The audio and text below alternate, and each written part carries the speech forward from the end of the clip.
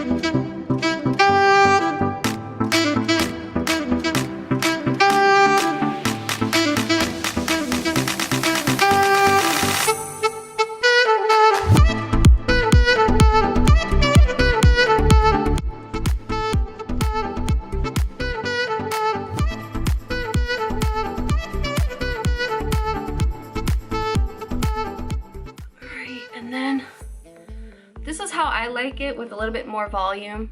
But if you do want to go in with a straightener, like in the top here where your edges are, which I'm growing in my side, so I don't have no hair on that side, but this is kind of how I get the look.